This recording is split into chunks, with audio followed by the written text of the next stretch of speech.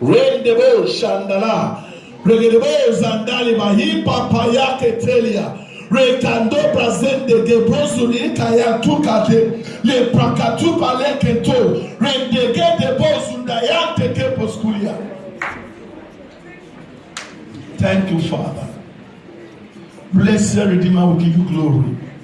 In Jesus' mighty name, we are prayed. Amen. Can everybody say amen? Amen. Sit down.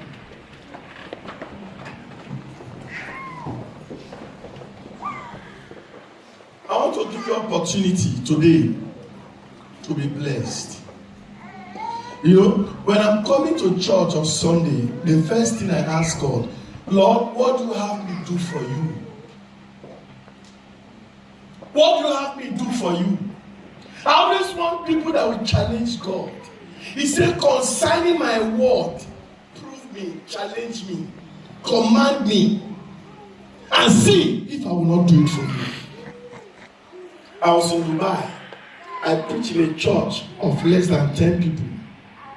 While I was preaching there, a young lady was just crying. I thought my message was touching her. So, at a point, I paused. I said, they should bring her for me. They brought her. I said, young lady, what is your problem? She said, she is regretting coming to this country. Her father is a pastor in Nigeria. And she came to this country by deception. Now, she can't go back home. I said, why? He said the work she's doing is not a good work. And she don't even have money that will take her back home. I said, is that all? He said, yes. I said, don't worry. And I told the people in the congregation. I said, this lady has been crying. Many of you saw her. They said, there were less than 10 in that church. I said, I want us to contribute money to send this girl back to Nigeria. One young lady just came out and said to me, Pastor, I will buy her ticket. No need to contribute money. She bought her ticket. The lady came back to Nigeria. I called one of my sons that works in the bank. I said, please help me give this girl a job. They gave her a job. A lady who is a graduate of University of Benin came to Dubai. They told her there is a job for her. She now came and discovered it was prostitution. I brought her back. As I talk to you today, she's a supervisor in the bank. There is somebody God is expecting that you put smile on his face. After this meeting, that light will shine upon you. I say that light will shine upon you. In the name of Jesus Christ. Yesterday I was telling you a woman said to Pastor Chris Oyakilome, you know him, Christ Embassy. He said, Pastor, if you have need and the need is money, don't tell God. Tell me. How many of you can say that?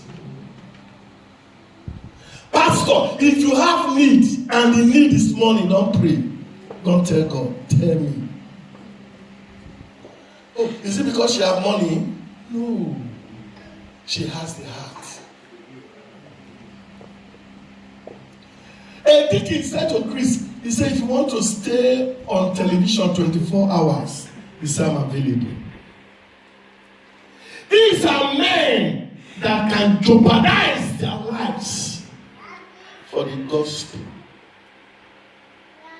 I prayed a prayer one day. I said, God, if it is in my hand, you don't need to appeal to my heart to release it. More than 20 times in my life, I've emptied the whole of my accounts for the work of the kingdom. More than 20 times. And God has been faithful. In the recent past, our pastor know our church. Mama has been to our church. When I resumed that church 3 years ago, I had 4 cars and 2 buses. I went to a new station with 4 cars and 2 buses. Because I have to complete the church, I sold all my cars, sold the 2 buses. Sold everything I had, just for the kingdom's sake.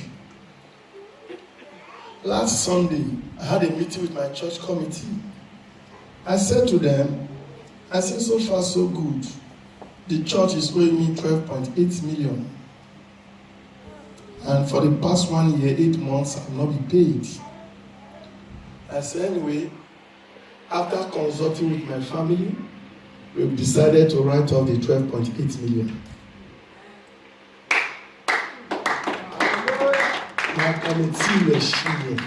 We've never seen this before. Daddy, I said, no. It's about God.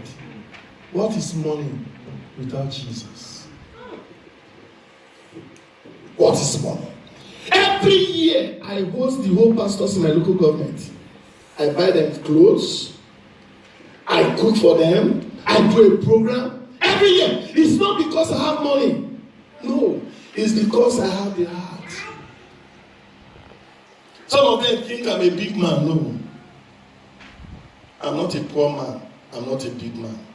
I'm a man of God. Hallelujah. I'm a man of God. That is just a secret. Whatever you cannot give to God, pray you should not have it. Whatever you cannot give to God, pray you should not have it.